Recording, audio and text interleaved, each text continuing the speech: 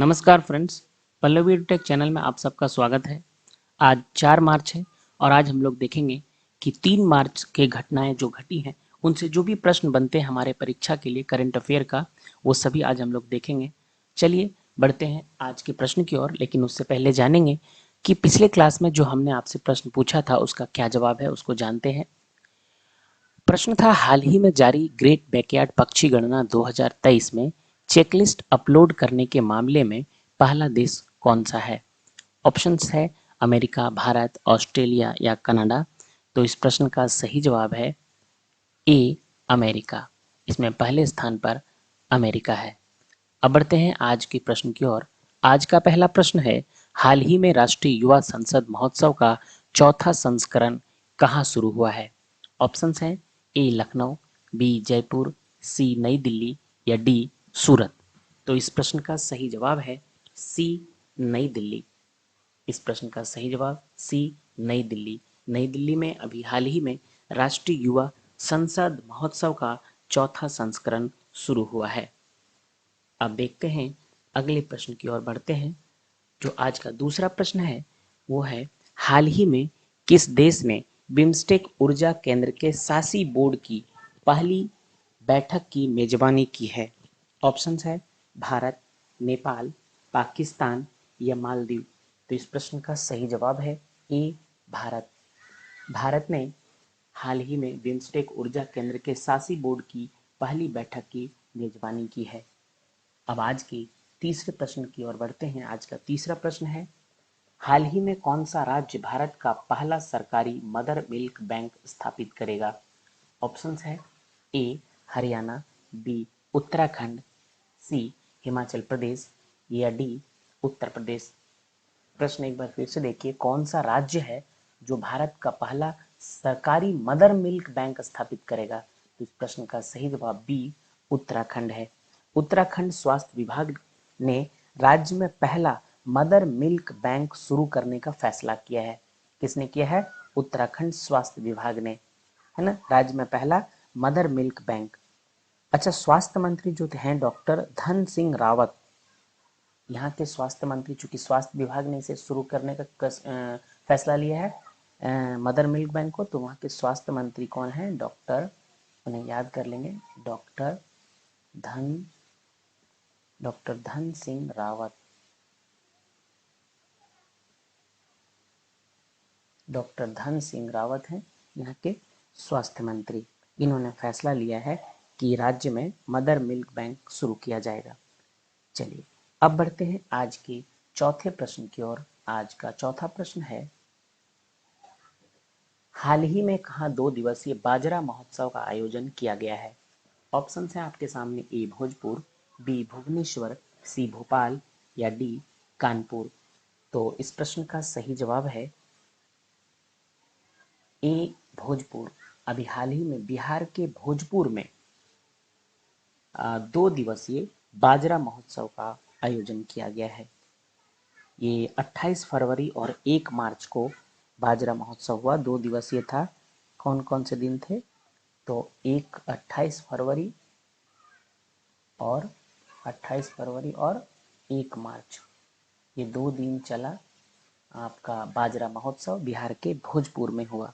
इस कार्यक्रम का उद्घाटन केंद्रीय खाद्य प्रसंस्करण उद्योग मंत्री श्री पशुपति कुमार पारस ने किया। किन्होंने किया उद्घाटन इस कार्यक्रम का?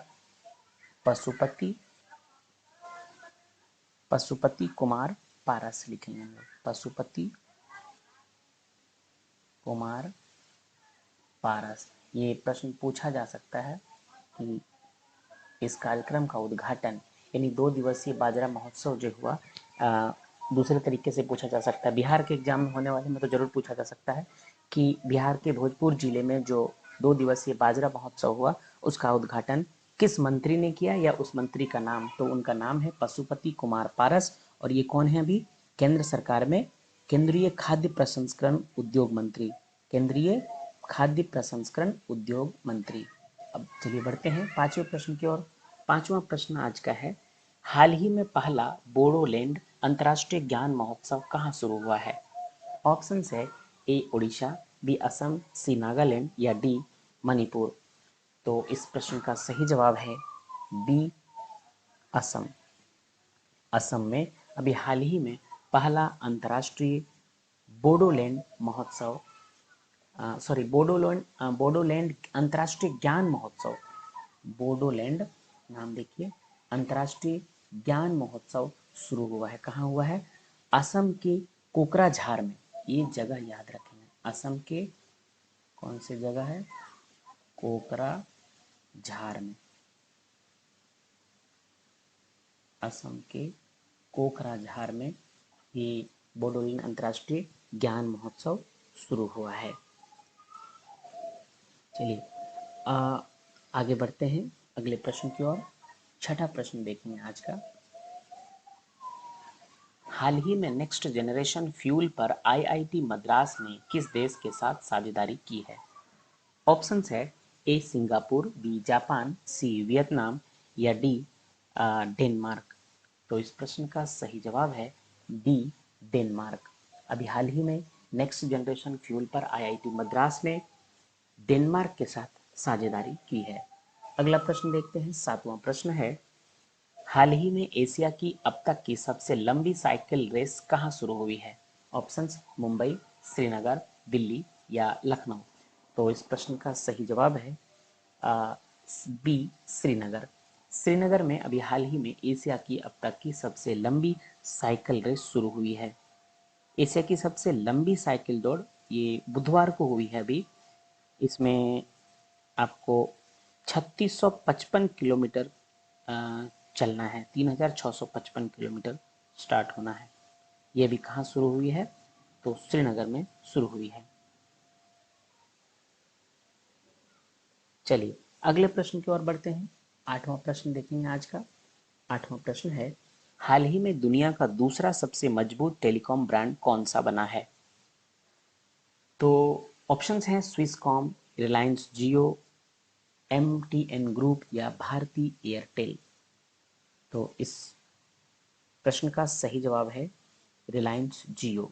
दूरसंचार कंपनियों की श्रेणी में रिलायंस जियो अभी दुनिया का दूसरा सबसे मजबूत टेलीकॉम ब्रांड बन गया है। ठीक है। इसमें अगर आपसे प्रश्न पूछा जाए कि पहले स्थान पर कौन है, यहाँ देखिए दुनिया में दूसरा सबसे मजबूत टेलीकॉम, तो आपसे प्रश्न पूछा जा सकता है कि दुनिया का पहला सबसे मजबूत टेलीकॉम ब्रांड कौन सा है? तो इसका जवाब आप कमेंट बॉक्स में हमें लिखकर भेजिए कि सबसे मजबूत टेलीकॉम ब्रांड दुनिया का अभी कौन है। जैसे पहले स्थान पर तो आपको पता है, पहले स्थान पर है रिलायंस जियो, लेकिन दूसरे स्थान पर है रिलायंस जियो। पहले स्थान पर जो भी देश है उसका कमेंट बॉक्स में आप जवाब दीजिए। नौवा क्वेश्चन है आपका, नौवा प्रश्न है,